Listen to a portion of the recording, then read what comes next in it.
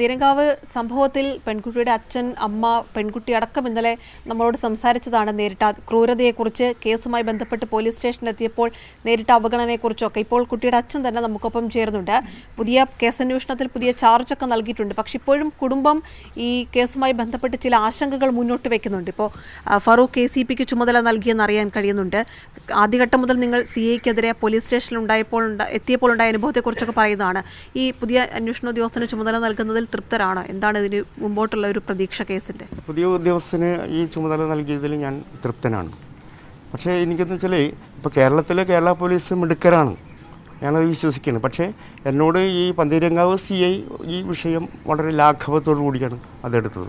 അതുകൊണ്ടുള്ള ഒരു വിഷമം മാത്രമേ, അത്രയും സീരിയസ് ആയിട്ടുള്ള ക്രൂരമായിട്ടുള്ളൊരു പ്രവൃത്തി ചെയ്തിട്ട് ആ രീതിയിലുള്ളൊരു വകുപ്പ് അതിൽ ചുമത്താനായിട്ട് അദ്ദേഹം തയ്യാറായില്ല എന്നുള്ളതാണ് എനിക്ക് പ്രതിഷേധം. ഗാർഹിക പീഡനം മാത്രമാണ് അന്ന് ചുമത്തിയതല്ലേ? പിന്നെ ഇന്നലെ ഇപ്പോൾ അത് വധശ്രമ കേസിലേക്ക് മാറുന്നു എന്നറിയാൻ കഴിയുന്നത്? അത് 324A ഗാർഹിക പീഡനം എന്നുള്ളതാണ് അതിൽ ചുമത്തിയിരിക്കുന്നത്. പക്ഷേ അത് 307 അത് വന്നെങ്കിൽ മാത്രമാണ് അവൻ ചെയ്തതനുസരിച്ചിട്ട്. കാരണം ഒരു കൊലപാതക ശ്രമമാണ് നടത്തിയിരിക്കുന്നത്. ഈ മൊബൈൽ ചാർജർ അതിൻ്റെ വയറ് കൊണ്ട് കഴുത്ത് മുറുക്കി ഞെരിച്ച് വലിച്ചു എന്നുള്ളതാണ്. അത്രയും ക്രൂരമായിട്ടില്ല. അതുകൂടാതെ തലയിലൊക്കെ ഒരുപാട് മർദ്ദനം, പിന്നെ പുറത്ത് മർദ്ദിച്ചു, ഈ കീഴ്ച്ചുകൊണ്ട് വലിച്ച് താഴേക്കിട്ടിട്ട് നഖം അതിൻ്റെ ഉള്ളിലേക്ക് അമർത്തി, അത്രയും ക്രൂരമായിട്ടുള്ള ഒരു സൈക്കോ മോഡൽ പ്രവൃത്തി ചെയ്ത ഇവനെ തീർച്ചയായിട്ടും വധശ്രമത്തിനും ഉള്ള കേസ് എടുത്ത് 307 പെടുത്തണമെന്ന് ഞാൻ ആഗ്രഹിക്കുന്നു. അപ്പോൾ മുഖ്യമന്ത്രിക്ക് നൽകിയ പരാതിയിലൊക്കെ അത്തരം കാര്യങ്ങളാണ് എടുത്തു പറയുന്നത്. അന്വേഷണത്തിലുണ്ടായ വീഴ്ച, കേസെടുത്തതിലുള്ള വീഴ്ചയൊക്കെയാണ്. അതിനുശേഷം എന്തെങ്കിലും മറുപടി കിട്ടിയിട്ടുണ്ടോ? മൊഴിയെടുക്കാനൊക്കെ കൂടുതൽ ആളുകൾ വരാമെന്ന് അറിയിച്ചിട്ടുണ്ട്. ഞാൻ ഇന്നലെയാണ് മുഖ്യമന്ത്രിക്ക് പരാതി നൽകിയിട്ടുള്ളത്. തീർച്ചയായിട്ടും മുഖ്യമന്ത്രിയുടെ ഭാഗത്തു നിന്ന് അനുകൂലമായിട്ടുള്ള ഒരു സമീപനം ഉണ്ടാകുമെന്ന് എനിക്ക് പൂർണ്ണമായിട്ടുള്ള വിശ്വാസമുണ്ട്. കമ്മീഷണറുടെ ഓഫീസിൽ നിന്ന് വിളിച്ചിരുന്നോ? കമ്മീഷണറുടെ ഓഫീസിൽ നിന്ന് വിളിച്ചിരുന്നില്ല. അവിടുത്തെ IG-യെ ഞാൻ വിളിച്ചിരുന്നു. കാരണം IG വേറൊരാളെ വിളിച്ചിട്ട് പറഞ്ഞു കുട്ടിയുടെ അച്ഛൻ ഒന്ന് ഇന്ന് SP ഓഫീസിൽ നിന്ന് മൊഴിയെടുക്കാൻ എത്തും എന്നാണ് അറിയിച്ചിരിക്കുന്നത്. അപ്പോൾ അത് പുതിയ മൊഴി എടുത്ത് അത് 307 പെടുത്തണം എന്നുള്ളതാണ് ഞാൻ വിചാരിക്കുന്നത്. ഇപ്പോഴും ഈ പറഞ്ഞതുപോലെ തന്നെ നേരത്തെ പറഞ്ഞിരുന്നു, കുട്ടിയുടെ ഈ രാഹുലിൻ്റെ അമ്മയടക്കമുള്ള ആളുകളുടെ ഭാഗത്തുനിന്നുണ്ടായ സമീപനത്തെക്കുറിച്ചൊക്കെ പറഞ്ഞു. അത് പരാതി നിങ്ങൾ കൃത്യമായി രേഖപ്പെടുത്തിയതാണ്. പക്ഷെ അത്തരം കേസുകൾ വന്നിട്ടില്ല. കൂടുതൽ ആളുകളെ പ്രതി ചേർത്ത് മുന്നോട്ട് പോകണമെന്ന് തന്നെയാണോ നിങ്ങൾ ആവശ്യം? തീർച്ചയായിട്ടും അമ്മയെയും സഹോദരിയെയും. കാരണം ഈ കുട്ടി ഒച്ച വെച്ച് കരഞ്ഞിട്ട് ഒരു സപ്പോർട്ടിന് വേണ്ടി ഈ അമ്മയും ഈ സഹോദരിയും വന്നില്ല എന്നുള്ളതാണ്. ആ സ്റ്റെപ്പ് കയറുന്ന ശബ്ദം കേട്ടു.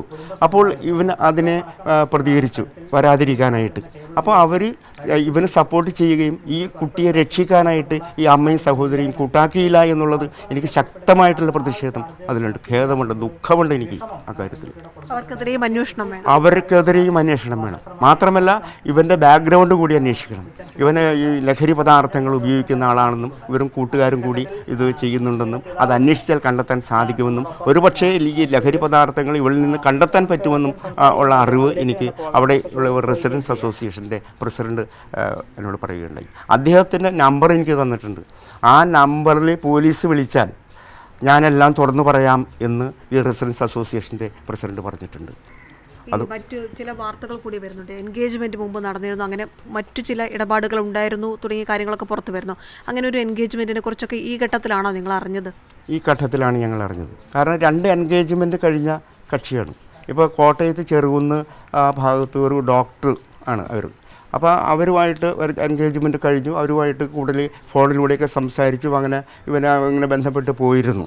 പക്ഷേ ഇവൻ്റെ രീതിയും സ്വഭാവവും ഇവൻ്റെ ഈ മദ്യ ഉപയോഗവും ലഹരി പദാർത്ഥങ്ങളുടെ ഉപയോഗവും ഒക്കെ മനസ്സിലാക്കിയ ആ കുട്ടിയുടെ അച്ഛൻ കൂടുതൽ അന്വേഷണം നടത്തിയപ്പോൾ അദ്ദേഹം മനസ്സിലാക്കി ഇവൻ കേവലം ഒരു ഫ്രോഡാണ് എന്നാണ്. അതുകൊണ്ട് ഈ വിവാഹബന്ധം വേണ്ട എന്ന്. ഇത്രയും ദിവസമായിട്ടും രാഹുലിനെ പിടികൂടാൻ ആയിട്ടില്ല അല്ലേ?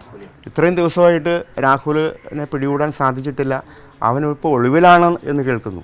പക്ഷേ അങ്ങനെ ഒളിവിൽ പോകാതെ അത് പോലീസിൻ്റെ സംരക്ഷണത്തിൽ അല്ലെങ്കിൽ നിരീക്ഷണത്തിൽ നിൽക്കേണ്ടതായിരുന്നു.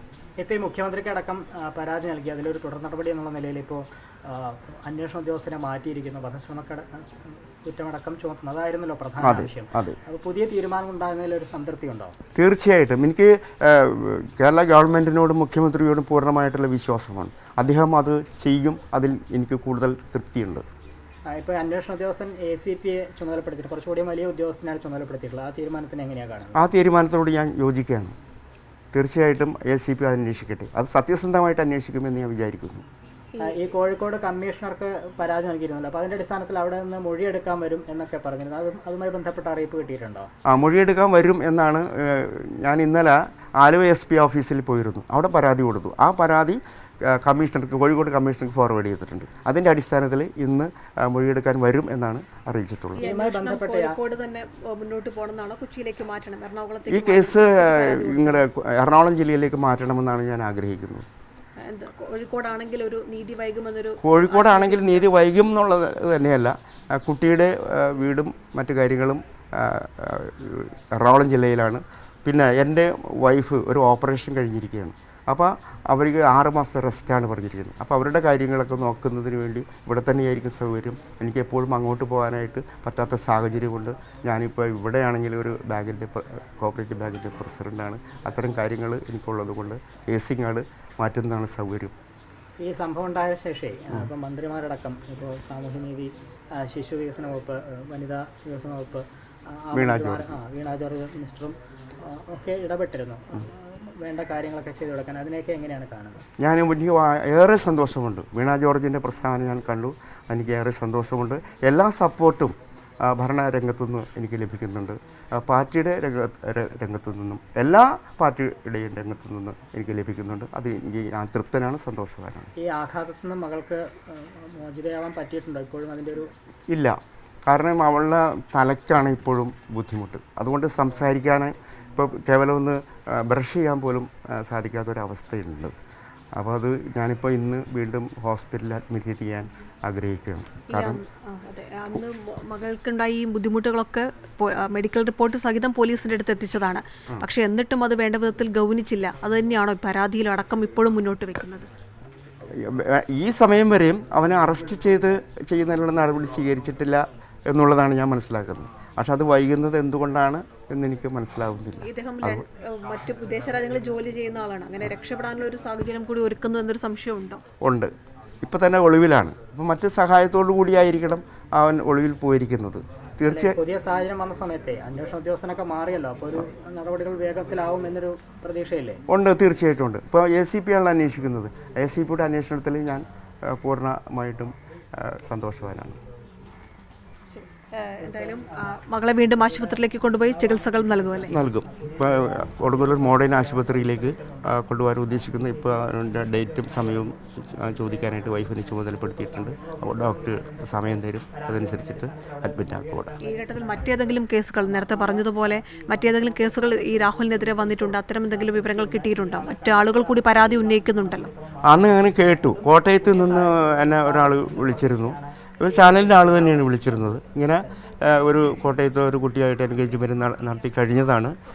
അതിൻ്റെ അടിസ്ഥാനത്തിൽ അവർ കേസ് കൊടുക്കാനായിട്ട് ഉദ്ദേശിക്കുന്നുണ്ട് എന്ന് ആണ് ഞാൻ അറിയാൻ കഴിഞ്ഞത്. കാരണം ഇവൻ മറ്റ് പെൺകുട്ടികളെ ഇതിക്ക് മുമ്പ് വഞ്ചിച്ചിട്ടുണ്ട്. അതുകൊണ്ട് ഇനി ഒരു കുട്ടിക്കും അത് സംഭവിക്കാതിരിക്കണമെങ്കിൽ കേവലം ഒരു ബോധവൽക്കരണം മാത്രമല്ല, അവന് ശിക്ഷ കൊടുക്കുന്നതാണ് ശരിയായിട്ടുള്ള ബോധവൽക്കരണം എന്ന് ഞാൻ വിശ്വസിക്കുന്നു. ഒരു കാര്യം കൂടി എടുത്തു ചോദിക്കട്ടെ. ഇന്ന് താങ്കൾ നേരത്തെ തന്നെ താങ്കളും കുട്ടിയും ഒക്കെ എടുത്തു പറഞ്ഞത് ഈ സ്റ്റേഷനിലെത്തിയപ്പോൾ രാഹുലിൻ്റെ തോളിൽ കൈയിട്ട് പോലീസുകാർ നടക്കുന്ന സാഹചര്യം ഉണ്ടായെന്നുള്ളതാണ്. അതടക്കം പരാതിയായിട്ട് മുന്നോട്ട് വെച്ചതാണ്. അപ്പോഴാണ് ഇപ്പോൾ പുതിയ അന്വേഷണ ഉദ്യോഗസ്ഥന് ചുമതല നൽകിയിട്ടുള്ളത്. എന്തായിരുന്നു അങ്ങനെ ഒരു സ്വാധീനം അവിടെ ഉണ്ടാകാൻ കാരണം എന്നാണ് കരുതുന്നത്? അത് എന്താണെന്ന് എനിക്ക് പറയാൻ പറ്റില്ല. അത് ഏതെങ്കിലും തരത്തിൽ സ്വാധീനിച്ചിട്ടുണ്ടെങ്കിൽ ആ സ്വാധീനം ഉണ്ടാവും. അതിപ്പോൾ ഞാൻ അത് തൊഴിൽ കൈയിട്ടിട്ടുണ്ട്. പക്ഷേ അത് അങ്ങനെ സംഭവിക്കാനുള്ള കാരണം എന്താണ് എന്ന് എനിക്ക് പറയാൻ സാധിക്കില്ല. എന്തായാലും നീതിപൂർവമായ അന്വേഷണം ഉണ്ടാകുമെന്ന് പ്രതീക്ഷിക്കുന്നു അല്ലേ? പുതിയ തീർച്ചയായിട്ടും മുഖ്യമന്ത്രി അതിൽ ഇടപെട്ടിട്ടുണ്ട്. അതുകൊണ്ട് നീതിപൂർണ്ണമായിട്ടുള്ള ഒരു അന്വേഷണം അതിൽ ഉണ്ടാവുമെന്ന് എനിക്ക് പൂർണ്ണമായിട്ടുള്ള വിശ്വാസമുണ്ട്. നിയമ പോരാട്ടം തുടരും. നിയമ പോരാട്ടം ഞാൻ തുടരും.